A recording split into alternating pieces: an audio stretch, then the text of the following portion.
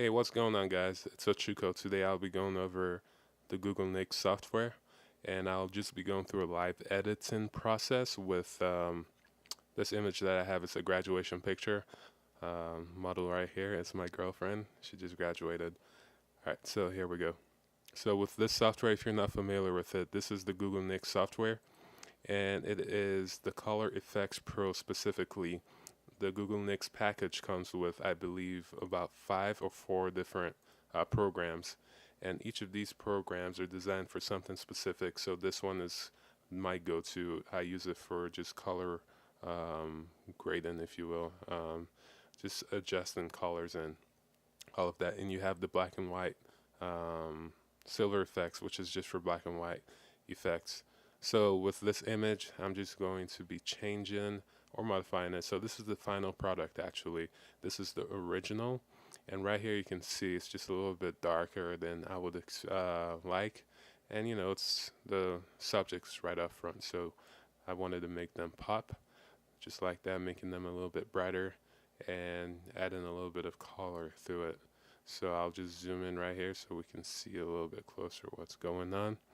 So with the process, what I used for this was, so if you look over on the other side, you can see the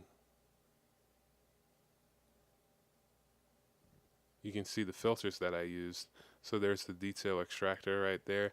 It just adds a little bit more detail to your image, and it can also lift up some of the colors as well, depending on what setting you use. You have saturation, contrast, and the detail extractor as obviously, and I just have that set to just a little bit with the opacity, so I don't have it all the way. I just have it just a little bit. So if we take it all the way there, it brightens the image a lot more and brings out a lot more details. But this is a portrait of a young lady. You don't want all that too much detail, because it can start to look too pory, if you will.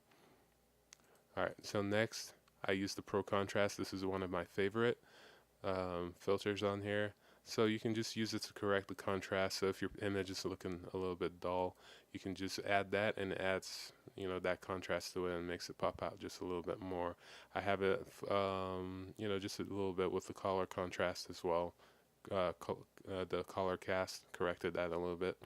And next, what I used was the levels. Now I use the levels a lot for my images. So if you look right here, the levels adjustment too. You're familiar with this if you've ever used any Photoshop or anything like that.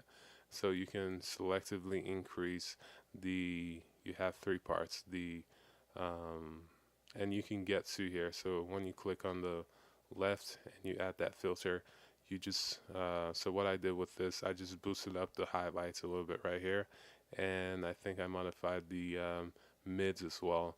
So this is midtones, and then this is the shadows. Now if you take that, you can see it makes the image much darker. Alright, and if you take that, it brightens it up a little bit more. Alright, so depending on the look you're going for, you can just adjust that. So I use that a lot, and I will use that in combination with the control points. If you notice, I use a lot of control points right here. I have a bunch on the subjects. So with the control points, you can selectively highlight, or you know, increase the highlights and midtones or the shadows in your image, specifically using these midpoints. So right now I have 12 control points, which is about average for me. Sometimes I go as high as into the 20s. And as you can see right here, I have another levels and curves. So with this one, I wanted to get something else. So I believe this was the hat and the garments. All right. And then white neutralizer, I use this for when there's a significant amount of white in the image, like on her dress. The sky, not so much, but with something like the dress, just correct that. And then also the Brilliance and Warmth. This is another filter that I use a lot. I added some warmth over to the tassel, and you can also add some warmth to the skin. That usually tends to look good. I don't go too crazy with the saturation, just a little bit. If I pump it up all the way, they start looking a little bit reddish, which I don't like. so I tend to just keep it natural.